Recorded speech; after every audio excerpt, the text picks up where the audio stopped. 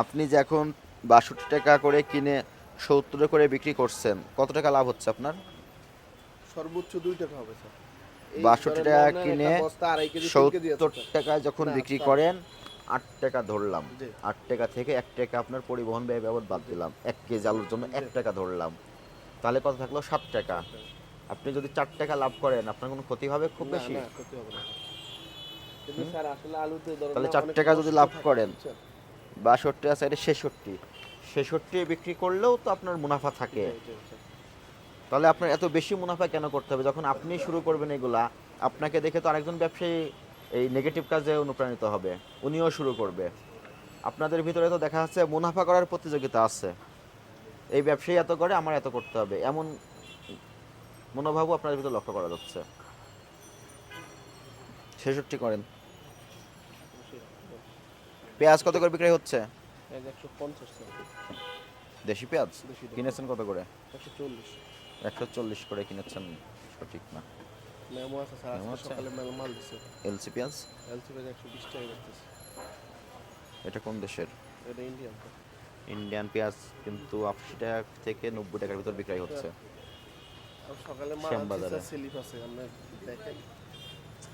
আপনারা কি একটু দাম দর করে কিনে নিয়ে আসেন, নাকি ব্যাপারীরা সিন্ডিকেট করে আপনাকে যেভাবে বলে সেভাবে কিনে নিয়ে আসেন? মাল আমরা আরেকজনের থেকে দিয়ে আনাই আর কি স্যার। হুম। কি কেন?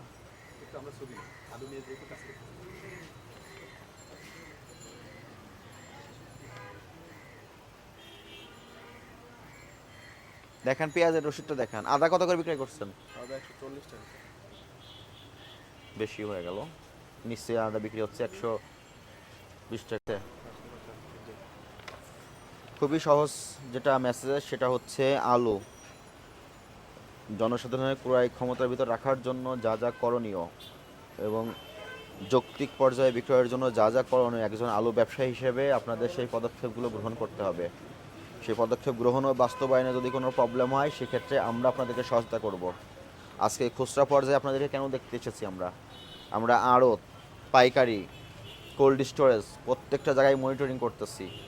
তারা আপনাদের উপর দোষারোপ দিচ্ছে যে আপনারা বেশি মুনাফা করছেন, 1 কেজিতে 7 থেকে 8 টাকা করে মুনাফা করছেন, এতে মূল্য আরও বেশি বৃদ্ধি পাচ্ছে। এখানে আপনাদেরও করণীয় আছে, ঠিক আছে? জি আপনাদের যে বিষয়গুলো করণীয় আছে, আপনাদের দায়িত্বগুলো আছে, সেগুলো বাস্তবায়ন করতে হবে, পালন করতে হবে। এই সময়ে আলু গত বছর কত করে ছিল?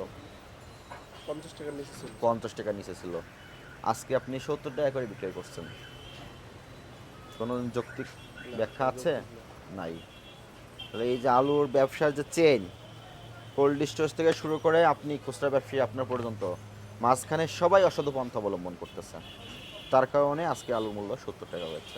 স্যার কালকে আমরা আনছি 66 টাকা করে, আজকে এই স্লিপটা আজকে কমছে, আছে কমছে। গতকালের চেয়েও 3 টাকা আজকে কমছে। আমরা প্রত্যেকটা জায়গায় যাচ্ছি আড়ত পর্যায়ে, এই জন্য প্রভাব গতকালকে পড়ছে স্লিপও আছে আমরা এবং দেখেছি। আলুর দাম আরও কমবে। জি কিন্তু আপনাদের সহযোগিতা চাই আমরা, অবশ্যই স্যার আমরা ঠিক সহযোগিতা আছে?